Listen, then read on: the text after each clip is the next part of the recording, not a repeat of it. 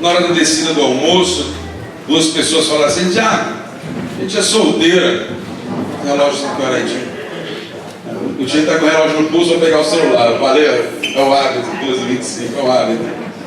Duas jovens falaram assim: Tiago, hoje a gente veio para o retiro, mas a gente é solteira. Está procurando o nosso pé torto aí para o sapato velho. Eu e a Ana Paula, a gente gravou um vídeo. Aliás, eu nem tinha falado isso, porque isso é secundário. A gente tem um canal no YouTube, Casais na Rocha, Famílias em Cristo. E tem vídeos de informação só para casal. Tem um vídeo só que é para quem é solteiro. Como escolher meu cônjuge? Tem indicação. E a gente usa a figura de Sansão. Quando a gente fala em Sansão, de quem você lembra? Você lembra logo da mulher? Coraçóio, né? O cara... Você sabe onde é que Sansão escolheu a mulher dele? No campo dos filisteus. O cara era vascaíno, foi lá na torcida do Flamengo procurar a mulher. O cara era da loucura, foi na Mancha Azul procurar a mulher. Calma aí, Léo. Cadê o Rodrigo? Segura aí, André. Mas olha só, o que eu quero dizer? A escolha é tudo.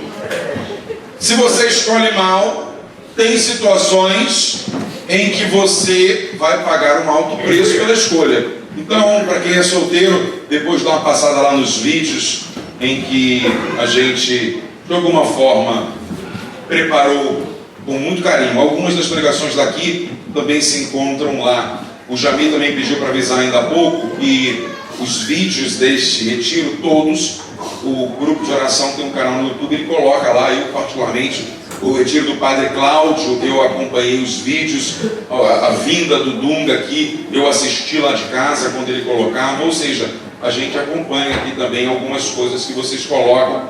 Aliás, algumas coisas não, tudo que vocês colocam, a gente acompanha lá. Então depois, se você quiser olhar as partilhas daqui, queríamos concluir antes da missa, que ainda tem a parte da missa, mas esse momento com algo que é muito mais comum do que a gente possa imaginar. Eu sei que você já viveu isso, porque eu também vivo, e todo aquele que vive casado precisa, de alguma forma, passar por isso.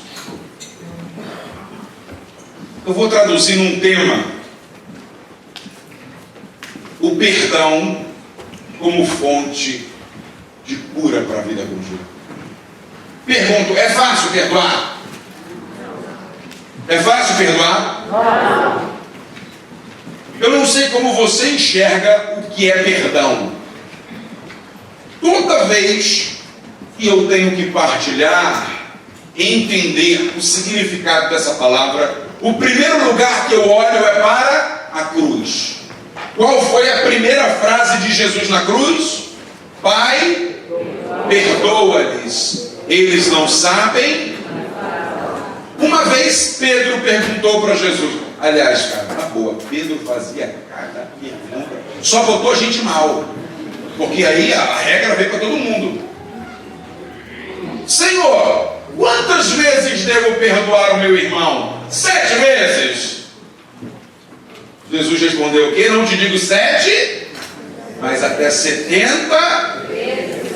Ou seja, se Pedro não tivesse feito essa pergunta, a gente podia até dar mais uma... Agora o cara que Jesus respondeu, está na Bíblia, vamos ter que viver. Sempre. E aí vamos olhar para a nossa dinâmica conjugal, para a nossa dinâmica familiar. Você corta todos os teus sonhos pessoais.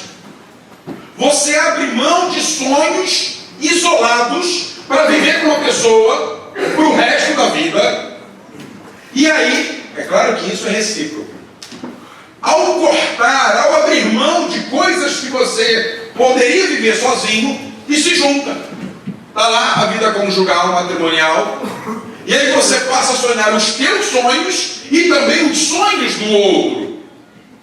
Lá pelas tantas do caminho, você é visitada por algo que fere a vida conjugal, que é a traição. E a gente precisa enxergar. Hoje as pessoas têm muita dificuldade E a gente vê, eu também faço retiro de ficar sentado, tem coisas que eu pergunto para Deus: por que o Senhor me pede para falar essas coisas? Bota gente melhor para falar, porque o meu jeito de tratar essas coisas, ele é prático, não é doutrinal, não é olhando só a doutrina da igreja, é olhando toda ela e aplicando no cotidiano. Hoje, a gente sabe, e muitos precisam aprender isso, que uma traição ela não é só física. Evidentemente a gente sabe. Mas quando a gente se casa na igreja, o ritual do sacramento do matrimônio, que ele diz, eu não sei aqui, mas a entrada de aliança na igreja no Rio de Janeiro, às vezes é um circo. Eu não permito. Eu pergunto para o casal, como é que vai ser? Quais as músicas? Um dia desses eu fui num casamento, entra o noivo. Eu falei, tá indo para onde? E dançava, rodava, isso é um matrimônio ou um circo? Quando a aliança vai entrar, o máximo que eu permito é, às vezes o casal tem avó. Um dia desses a senhorinha vem entrando. Ela entrou, fui para a casa paroquial. Até ela chegar aqui, tadinha, né? Fiquei lá, tomei café, nada contra. Era idosa. Mas um dia desses a menina perguntou: meu cachorrinho poodle pode entrar trazendo as alianças? Eu falei: tu vai casar com quem? Com pitbull? Isso aqui é o que? É uma igreja ou um circo? Eu sou palhaço? Mas existe esse momento da bênção das alianças. Você sabe que o padre ou o diácono diz no momento da bênção?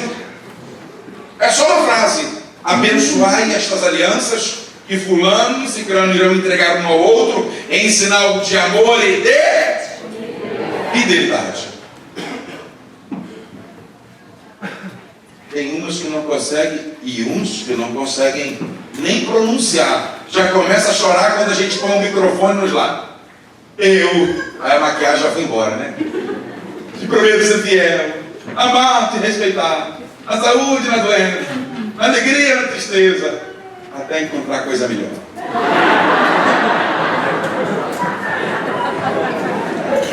E foi.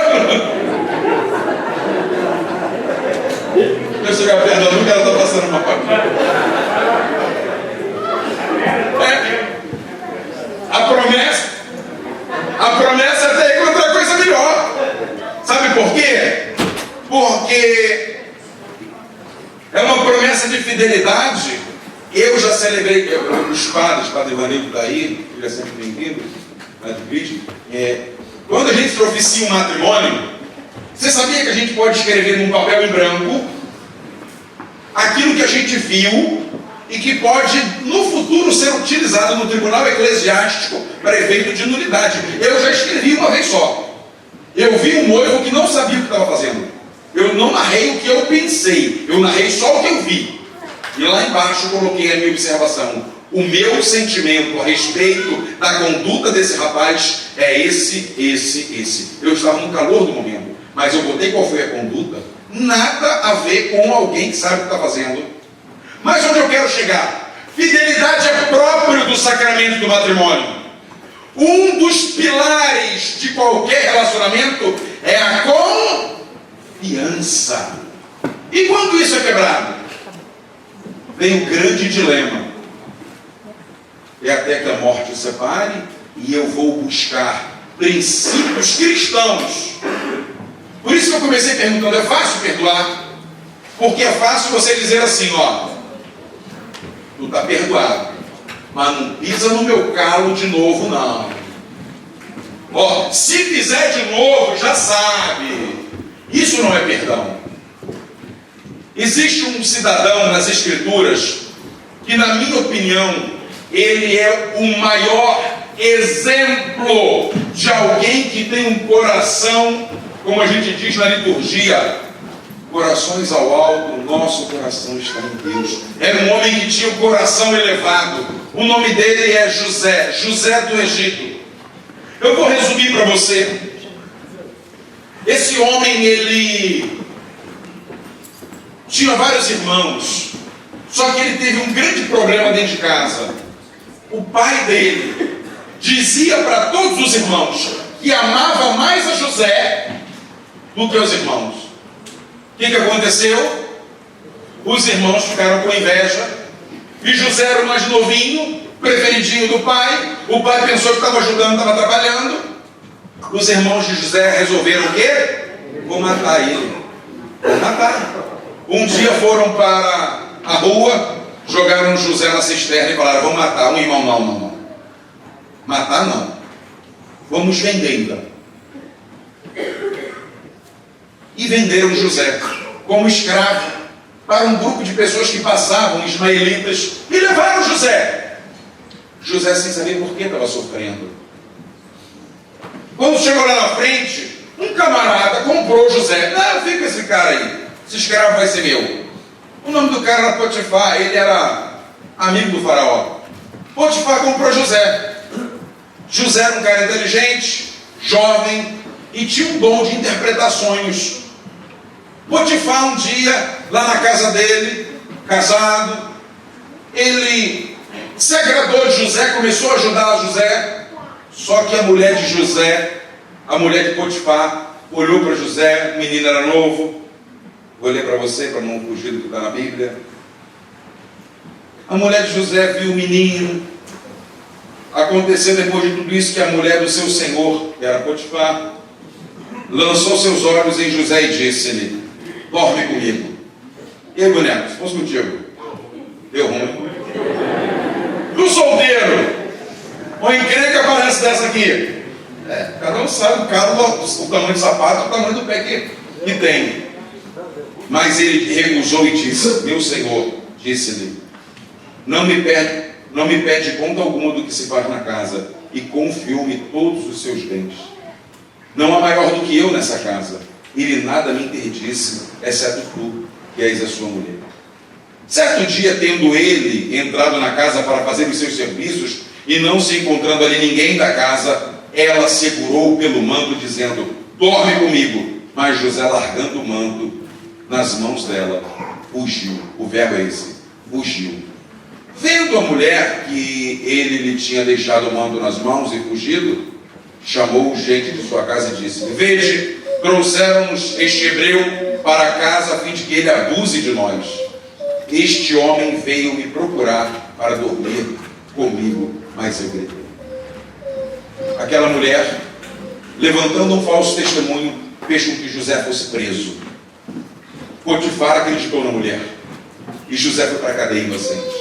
Chegando na cadeia, tinha um camarada que era copeiro do rei, era amigo do rei, e José ajudou ele na interpretação de um sonho. Ele falou assim: o que você me pediu eu faço. José disse assim: quando o rei perguntar ao meu respeito, diga o que você sabe.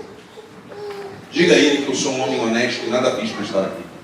Aquele copeiro foi embora, encontrou-se com o rei milhares de vezes e nunca falou de José. Até que um dia o próprio rei, vendo-se necessitado por algo dos seus sonhos, mandou chamar José, porque a fama dele era grande. José ajudou o faraó. O faraó percebeu que José não era um homem mau e elevou José ao grau de governador do Egito. Aquele homem saiu da cisterna, saiu do buraco, saiu da escravidão para ser o segundo homem do Egito. Veja como a vida dá voltas. O faraó confiou mais em José do que em Potifar e qualquer outra pessoa. Você sabe o que aconteceu com a família de José? Uma seca muito grande tomou conta daquela terra onde eles viviam. Em que lugar os irmãos de José foram comprar alimento porque não tinham mais como plantar na terra deles? No Egito. Quando chegaram no Egito, José viu os irmãos, reconheceu os irmãos.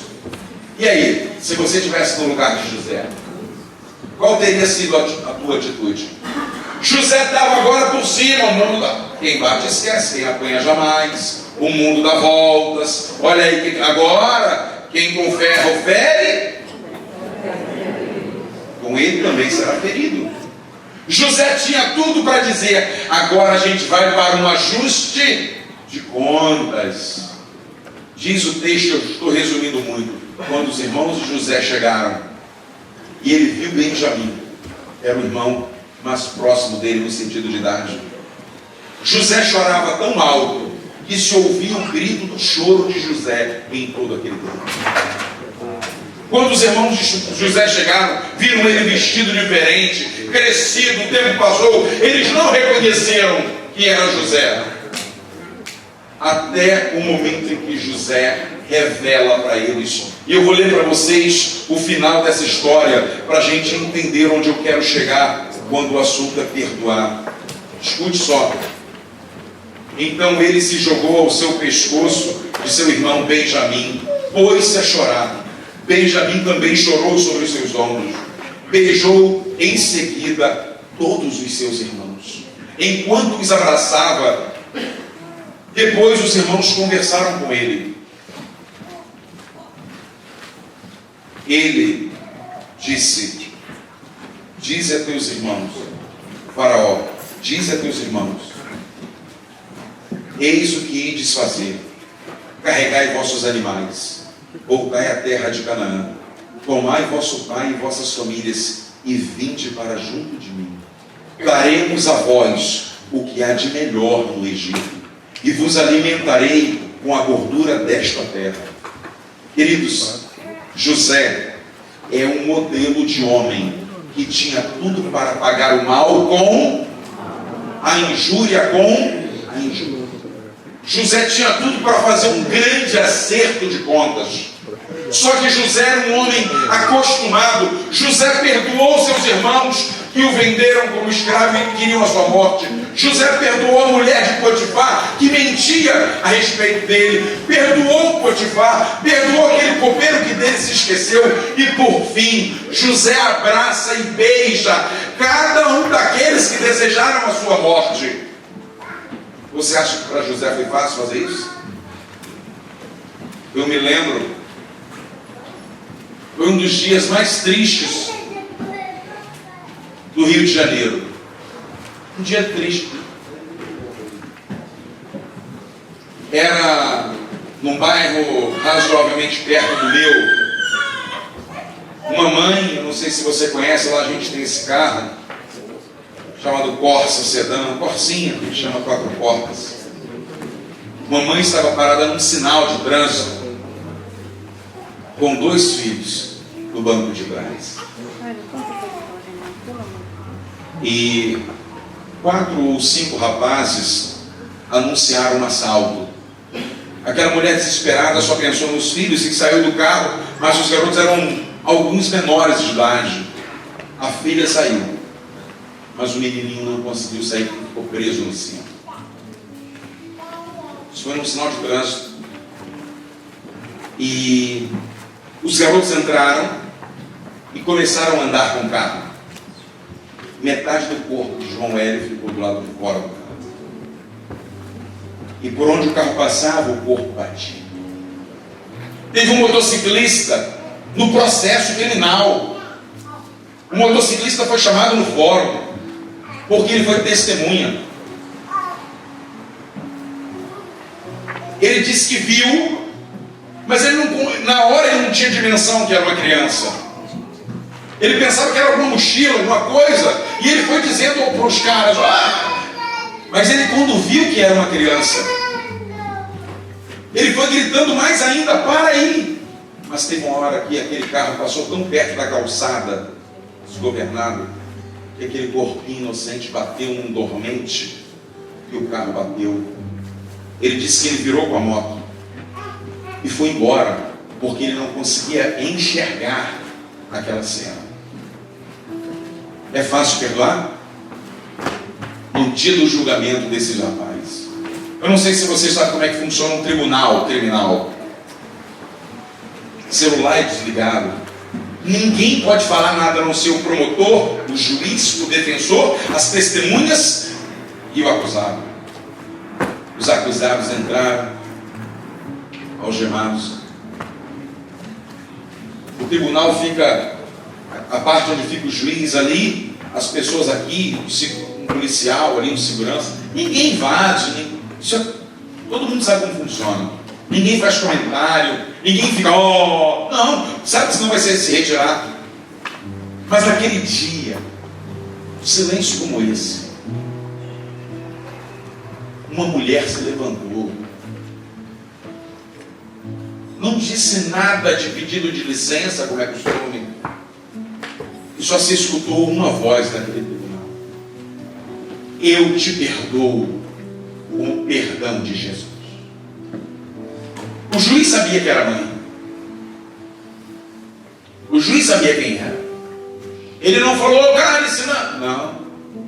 Eu acho até que ele deve ter embargado, porque isso não é comum naquele lugar. Ali a gente pede justiça, ali a gente pede condenação, ali a gente pede que o outro não seja absolvido. E aquela mulher disse: vocês tiraram o meu tesouro, mas no meu coração vocês estão livres. Uma paróquia do lado da nossa, uma paroquiana nossa, o filho dela num assalto faleceu. E essa mulher, uma mulher de Deus, a gente tem presídio masculino e feminino no Rio de Janeiro. E o cara que assassinou foi preso. Passado uns 8, 9, quase um ano, essa mulher nos procurou dizendo: eu quero fazer uma visita ao cara que tirou a vida do meu filho. Na hora, a primeira coisa que a gente disse, o padre que acompanhava ela também: seu marido sabe, seus filhos sabem, se é uma decisão momentânea, qual o objetivo disso? Então a primeira coisa foi reunir toda a família, né? Bom, é uma decisão difícil, e principalmente saber qual é o objetivo. É só para olhar nos olhos? Não há necessidade. E ela disse: não, eu quero dizer para ele que tudo que ele fez por mim, perdoado ele já. E você fazer uma visita no presídio do Rio de Janeiro não é como você ir no supermercado. Tem toda uma burocracia, faz carteirinha, fica toda nua para poder entrar, fazer a revista que é feita por uma policial. Aquela mulher passou por tudo isso. Foi com o marido. Chegando lá, o rapaz sabia que também precisava aceitar. Aquela mulher, nossa, conhecida nossa, tirou da bolsa sabonete, escova de dente, pasta de dente, que era possível. Não pronunciou em nenhum momento o nome do filho dela. Não ficou voltando lá atrás. Só disse para ele: você pode sair daqui um homem melhor. Você pode sair daqui e procurar uma reconciliação com Deus. Você pode sair daqui. Passados 10, 15 minutos de diálogo, o pai simplesmente não falou nada. Mas na hora de ir embora ele só fez um pedido. O garoto estava algemado. O pai perguntou: você permite eu te dar um abraço? Ele não podia, com as mãos algemadas. O rapaz só fez assim com a cabeça. E aquele pai abraçou ele. E aí eu digo para você onde eu acredito em perdão. Eu não acredito em perdão dado com um sorriso nos olhos. Eu só acredito no perdão dado com o coração doído. Perdoar é o último degrau antes do martírio na fé católica. Por isso que a palavra de perdão está na cruz. Não está no dia das bodas de Caná. Não está quando Jesus tomou taças de vinho como... Não. Está no dia que ele estava morrendo. E ele exercitou. Pregava um dia num determinado grupo, num bairro pertinho do meu, e falava do perdão conjugal. Uma mulher se levantou, me deixou numa cena totalmente constrangedora. Ela se levantou e veio na minha direção, na direção da frente. Eu até pensei, ela vai passar direto, né? Podia passar pelo canto, mas veio e veio pelo meio. Eu até fiz assim para ela passar. A mulher foi e se ajoelhou na minha frente. Começou a chorar. Eu falei: ou eu paro de pregar, ou vou atender ela. Eu falei: vou continuar pregando, ela vai ficar aqui de joelho. E fiquei com a mão na cabeça dela o tempo todo. Quando a gente saiu dali, ela me pediu meu e-mail. Eu dei o e-mail para ela. E ela me mandou uma carta. onde ela me dizia: já eu precisava ouvir isso. Há 2 anos o meu marido me trocou pela minha própria prima. O sangue descorre de tristeza na família inteira, mas no meu coração parece que ele não para nunca. Eu não consigo perdoar. Queridos, o perdão é como esse tribunal. Imagine essa mesa. No tribunal criminal funciona assim: um juiz fica aqui, do lado do juiz fica o promotor, daquele lado de lá fica o defensor e o acusado. Ali fica o tribunal do júri composto por 7 pessoas. Sabe o que um juiz faz? Ele lê o processo, depois ele entrega para o promotor. O promotor faz o quê? Acusa. O promotor ele se levanta. Ele pode usar qualquer palavra, até palavrão, e eu já vi usando contra o acusado. Eu já vi promotor chegar no conselho de sentença, que são aqueles 7 que vão julgar, e dizer assim: ó, esse camarada ou essa mulher poderia ter matado o seu filho, isso não merecia nem ter nascido. Ele pega tudo que está no processo para usar, para condenar. Qual é a tarefa do defensor? Cada um tem 2 horas para falar. Qual é a atribuição do defensor? Pegar o mesmo processo, não tem novidade, e ir para o conselho de sentença e dizer: ele merece uma nova chance. Eu e você, segundo a psicologia, pelo menos 5 pessoas sentam no tribunal do nosso coração semanalmente, onde a gente tem que absolver ou condenar. Mas eu não quero trabalhar com essas pessoas. Eu queria que você olhasse para a sua vida conjugal, diante da rotina e da dinâmica de casal que vocês vivem. Como ou a quem vocês dão ouvidos? Porque o promotor que é o que condena, ele vai dizer assim: tá vendo? Tirou você da casa do seu pai para fazer isso. Olha só, tá vendo? Você ofereceu tudo. Olha o que você está recebendo em troca. Você não merece isso. O promotor ele vai ficar procurando palavras de condenação, artifícios de condenação. O defensor, pelo contrário, ele vai buscar mecanismo para que você use a compaixão. Perdoa. E aí tem uma frase. O que é perdoar, gente? O que você entende por perdoar? Eu me lembro de uma frase do Padre Léo, o saudoso Padre Léo, onde ele dizia que perdoar é doar-se a quem não nos merece. É se doar a quem naquele momento não está merecendo o nosso amor, merecia o castigo da condenação. Perdoar não é você dar razão ao outro, é você dar razão a Deus. Perdoa-lhes 70 vezes 7. Não é fingir que não houve erro. E na vida conjugal a gente tem um grande desafio. Eu não sei se aqui tem esse modo de pensar. Me ajuda.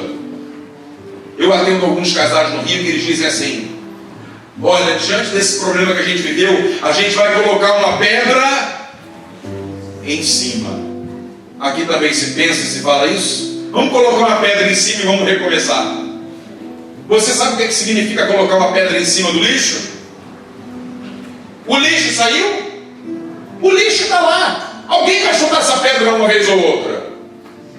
Alguém vai chegar e vai remover a pedra e o lixo está lá, fedendo do mesmo jeito. Ou damos o tratamento devido no momento de divisão conjugal, ou nós vamos perfeitamente viver esperando. Deixa ele pensar, está pensando que o lixo está guardadinho ali, ó. Quando menos esperar, eu jogo tudo de volta. Perdoar, queridos, é algo que vai além. O que é que essa mãe disse no presídio para esse rapaz? Você não me deve nada. Eu não sei se você já teve experiência, mas há algo fenomenal quando acontece com os outros e não com a gente. pegar aqui o cronograma que a gente pode. Gente, o Tim me chamou para comer uma pizza. Esses dias à noite fui eu e ele. Chegamos na pizzaria. Quem convida? Obrigado. Vamos comer uma pizza, vamos embora. Chegamos lá, comemos, bebemos o nosso refrigerante. Chegou na hora de pagar, ele fez o gesto que me arrepiou a alma. Eu nem bati porque já saí sem. Eu olhei o tamanho da cozinha e falei, deve ter talher para lavar. E aí o Tim, o mineiro, chegou pro moço e falou assim, o cara que lava a louça faltou, tá aí? Eu posso pagar de outro jeito? Porque eu esqueci a carteira. O gerente da loja disse assim, olha, passou alguém aqui e pagou a conta para vocês. Alguém pegou o que você devia e rasgou. Você não deve mais nada. Pode descansar suas mãozinhas da louça. Se quiser comer um pouquinho mais, está pago. Foi isso que Jesus fez comigo e com você um dia na cruz. Ele só espera que no teu casamento você faça a mesma coisa. Ou você anda com a conta trazendo a paga, pensa que eu esqueci, eu lembro do dia, eu lembro da hora, eu lembro da cena, eu lembro. Uma das coisas mais importantes dentro de um processo, sabe o que é? A prova do crime. A prova é tudo num processo. Ninguém é condenado se não tiver prova. Deixa eu fazer uma pergunta para você.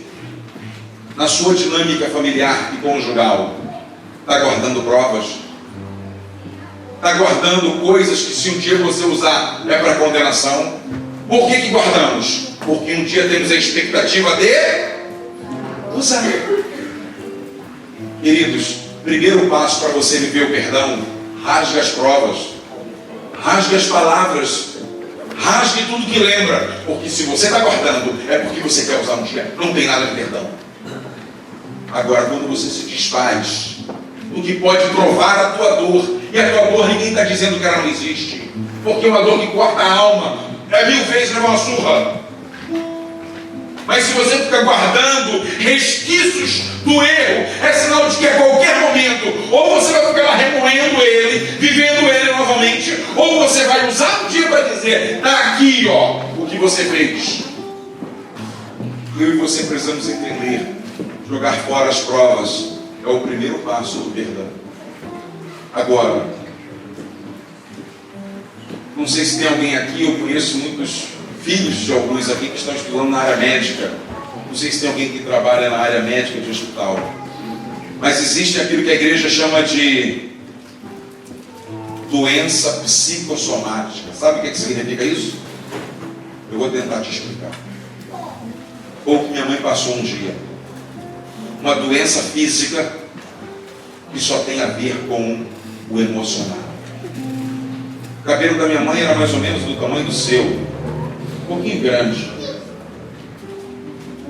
e ficou do tamanho do meu quando a minha irmã foi embora de casa. Uma menina que ela criou dos 9 aos 19 foi embora pela porta dos fundos da pior forma possível. A minha mãe foi visitada por um dos maiores problemas físicos causados por dores emocionais, que são problemas dermatológicos e problemas cardiológicos e neurológicos. A minha mãe teve a pele toda ao ponto do cabelo cair, como se fosse uma quimioterapia, por conta de não aceitar a saída da minha mãe.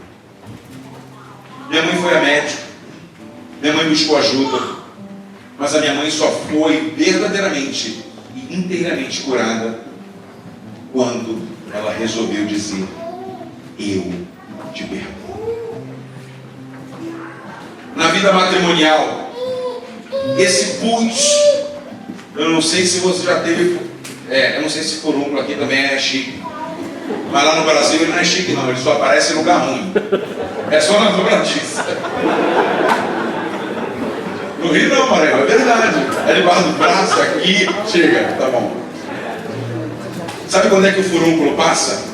Quando você espreme tudo. Enquanto tiver pus, tem dor. Ah, eu vou passar um furacinho. Não resolve. Tem que apertar, tem que sentir a dor. E quando aquele troço... No outro dia você parece até que não teve nada.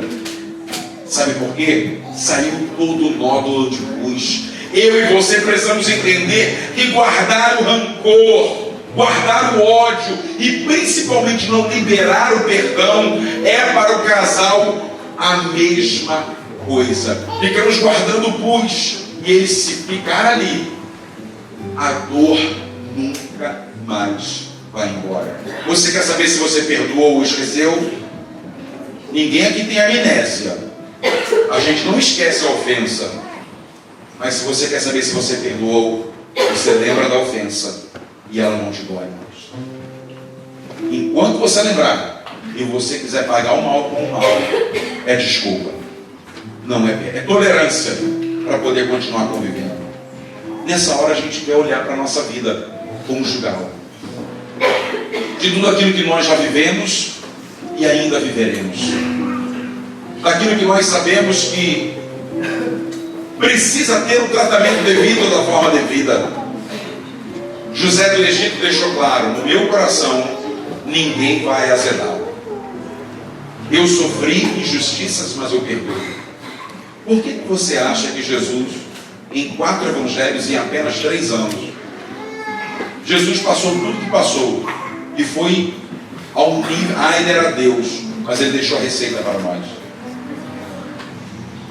ao ponto de chegar ao final e deixar com 7 palavras na cruz o seu maior testamento. E a primeira das palavras é: Pai, perdoa-lhes. Jesus era Deus.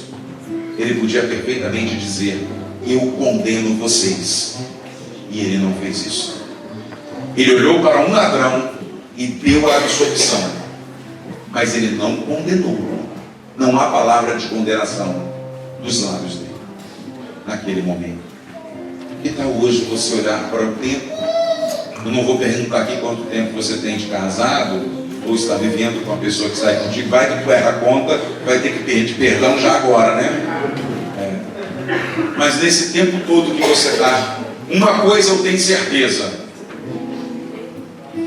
todos nós aqui temos matéria-prima da vida conjugal para dizer: eu pequei, eu errei, eu não devia, mas fiz. Eu deveria ter sido outra pessoa e fraquejei no pior lugar da vida matrimonial, na sua confiança. Fecha seus olhos um instante. Com os teus olhos fechados, olhando para o seu casamento, olhando para a sua vida matrimonial, faça um exercício. Com os olhos do coração, volta lá no dia que você conheceu o seu cônjuge, o dia que você conheceu sua esposa, o seu marido, o dia que você começou a dar os primeiros passos de namoro, de noivado, até estabelecer um novo lar. Até estabelecer um novo lar. Tente utilizar a sua própria memória. E você tem condições de fazer isso. Você conhece a história. Você sabe como tudo começou. Dos desafios que tudo isso talvez tenha acontecido. As alegrias e também as dores. Aquela palavra que a gente tanto usa no tempo do namoro, do noivado, do encanto, da beleza, da atração pelas virtudes, até o dia em que você começou a conviver, ou convivendo, ou contraindo o sacramento do matrimônio. ouviu e depois repetiu em voz alta na igreja: recebe esta aliança em sinal do meu amor e da minha fidelidade. Você ouviu, mas também pronunciou. Fidelidade. A palavra que ultrapassa os limites do casamento. Segurando aí a mão do seu esposo, da sua esposa. Feche os seus olhos. Com o auxílio da canção a gente quer rezar e quer pedir ao Senhor para que Ele possa nos ajudar a, nesta tarde de retiro, exercitar a reconciliação, exercitar o perdão.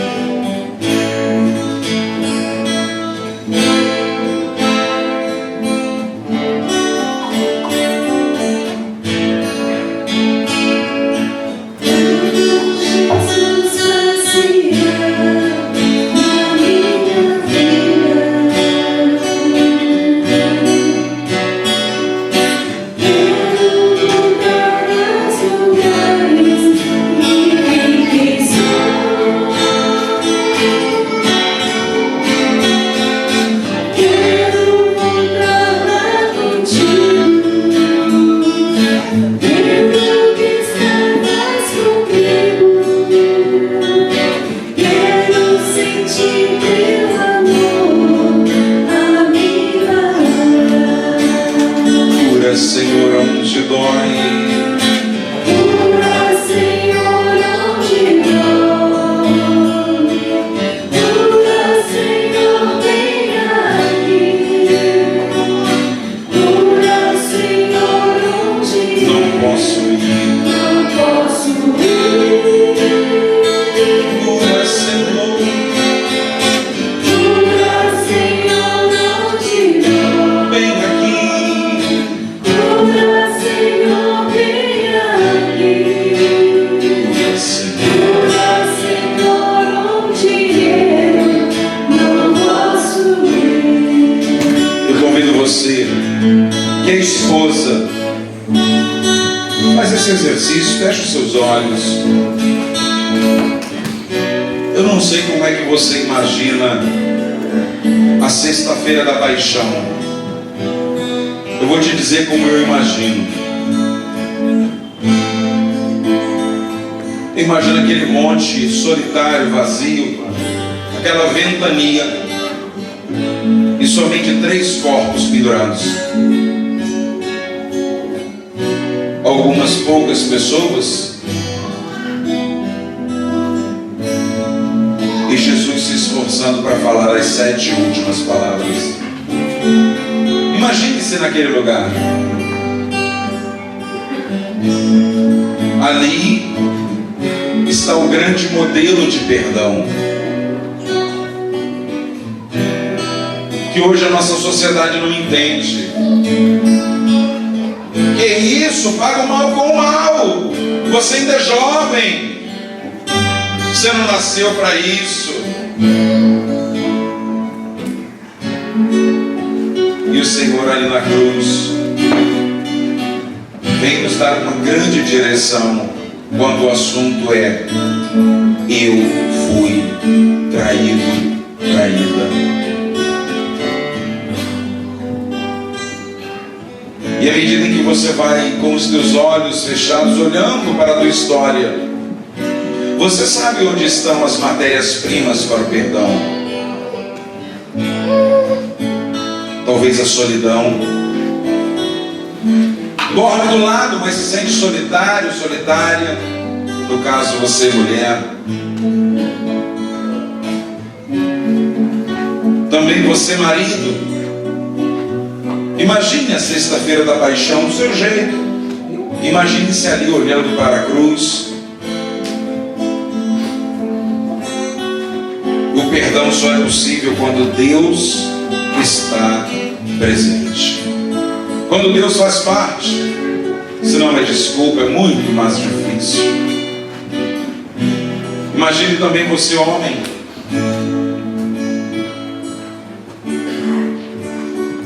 A sua história pode te ajudar.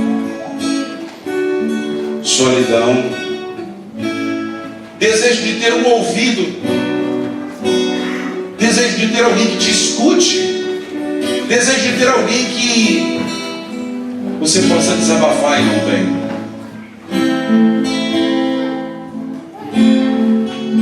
Talvez palavras de comparação, sempre comparando você com outra pessoa, uma insatisfação sempre manifestada, nunca está feliz com o seu jeito de ser, vive sendo comparado ou comparada.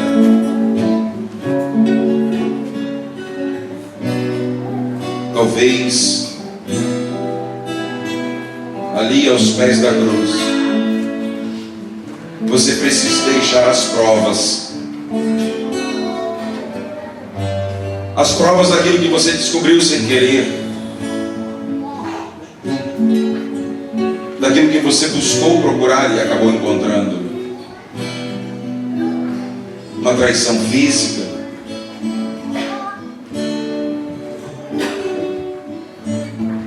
que inesperadamente visitou a sua casa. Você não esperava. Você não é que não merecia, porque ninguém merece, mas jamais esperava que isso acontecesse. Tinha segurança disso e acabou vendo a traição chegar.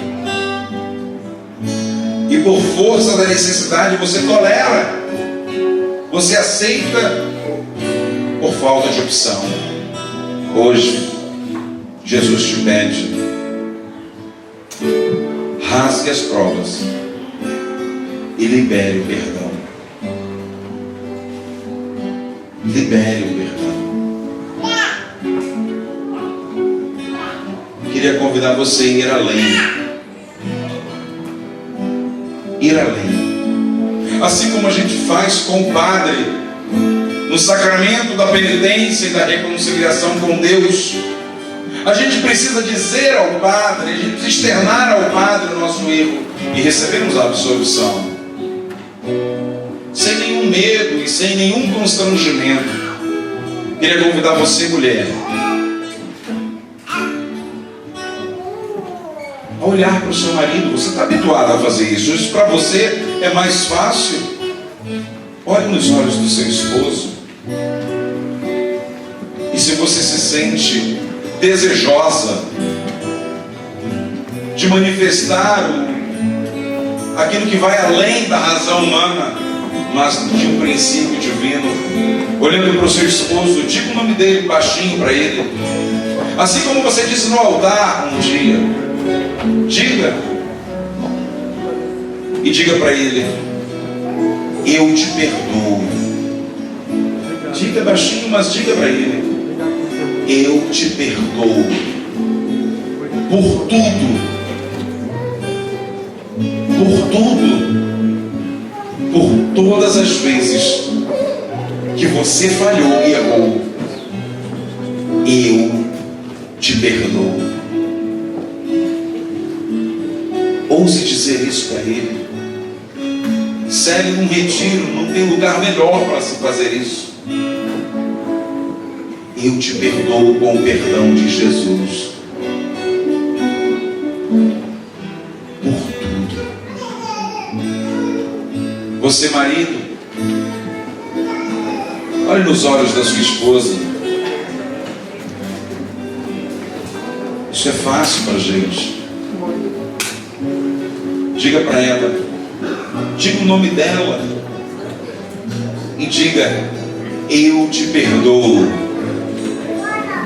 por todas as vezes que você errou. O meu perdão não é emoção, é decisão. Eu não quero mais carregar nada no meu coração a não ser o amor por você. Eu te perdoo. Dá um abraço nele, dá um abraço nela. Senhor nosso Deus, nessa hora em que a gente quer buscar essa reconciliação, em que a gente quer buscar viver frutos de vida reconciliada, ajuda-nos a ir lá no mais profundo e não ficar na superficialidade de um retiro, mas materializar todo dia da nossa vida matrimonial. Cura, Senhor, onde dói, trata onde dói, e que o perdão seja eficaz e constante. Cante, reze cantando, você conhece.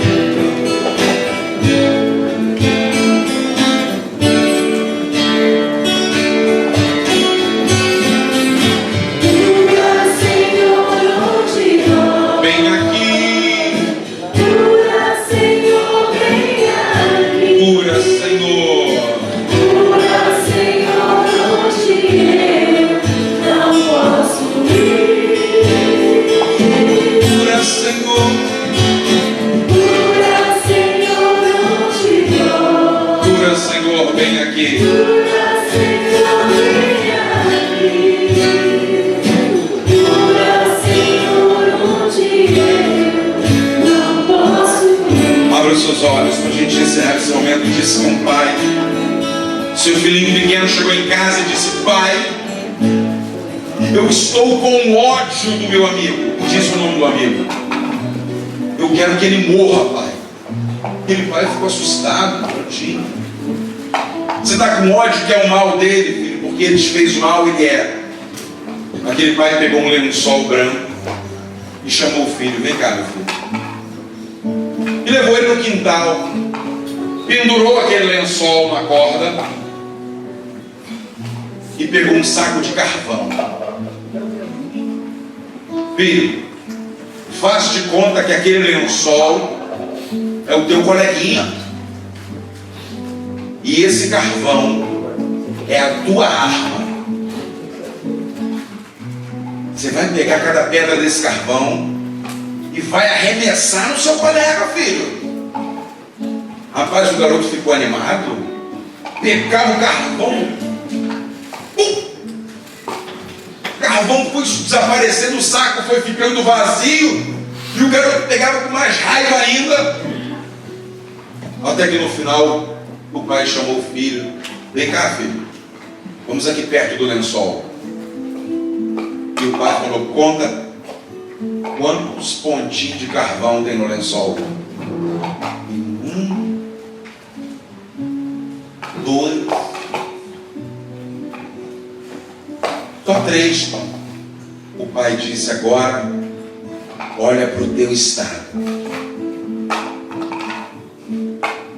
E ele estava imundo de sujeira de carvão. Queridos, quando a gente deseja na vida matrimonial fazer a mesma coisa, quem se suja somos nós. Quando a gente usa da ferramenta da condenação, o que sai sujo somos nós. Aquele menino aprendeu o que significava perdoar. Talvez hoje eu e você, ao voltar para casa, ao fazer um retiro como esse, de 2 dias, prolongado, a gente tem muita matéria-prima para trabalhar dentro de casa. A gente pode ficar janeiro inteiro com algo a dialogar e fazer em casa. Mas começa pela faxina. Começa pela limpeza. A gente vai ver isso na última pregação. A gente vai ver isso já já. Mas eu queria selar esse momento do perdão dizendo para você: no seu coração, a chave está na tua mão. Porque se você entregar na mão de qualquer pessoa, no sentido de se alojar para ficar, a capacidade de perdoar, ela pode desaparecer, porque você simplesmente perdeu o controle. Porque perdoar para mim não é emoção. Eu não acredito naquele perdão da noite de Natal. Aquele punhado manguaçu, todo mundo tem, né? Lá em Minas não tem não, né? É só no Rio. A galera chapuleta o ano inteiro. Só deseja o mal. Chega na noite de Natal, tá embriagado. Aí começa a chorar. Eu fiz isso. Já viu bêbado ter consciência? Aí pede perdão para todo mundo. Até a mãe chora. Quem mais acredita? No outro dia o cara tá são, já começa de novo a disparar a metralhadora. Eu não acredito em perdão na mesa de festa. Eu acredito no perdão dado com lágrimas, machucando. Doeu. Nesse eu acredito. Porque quando Jesus resolveu perdoar o mundo, e principalmente os seus ofensores, ele já não conseguia dizer mais nenhuma palavra com a mulher. Ele estava sofrendo e morrendo e dizendo: o meu perdão é doído. Eu não sei se você vai ser chamado como aquela mãe, aquele pai a visitar um presídio. Eu não sei se você chegou ao ponto de ver pequenino João Hélio e ter que ir para um tribunal. Eu só sei de uma coisa: quem é casado, todo instante precisa saber se reconciliar com o seu cônjuge. Ou a gente escolhe, como a gente diz lá no Rio de Janeiro: eu vou te aturar. E se eu pudesse, eu meti o pé fora. Nessa primeira parte da tarde, a gente quer concluir assim. São 3h25. Queria fazer um intervalozinho, não é para comer, só para beber uma água, ir no banheiro, você dá uma esticada, dá um pouco de calor. Daqui a 20 minutos a gente vai concluir o nosso encontro, uma última palestra do encontro, depois a gente conclui com a Santa Missa. E a gente vai colocar aqui a grande intenção, os frutos do retiro, o que vai acontecer a partir do dia de amanhã. Rogai por nós, Santa Mãe de Deus. 10 minutinhos para a gente esticar a perna, ir ao banheiro. As mulheres principalmente, a gente volta já.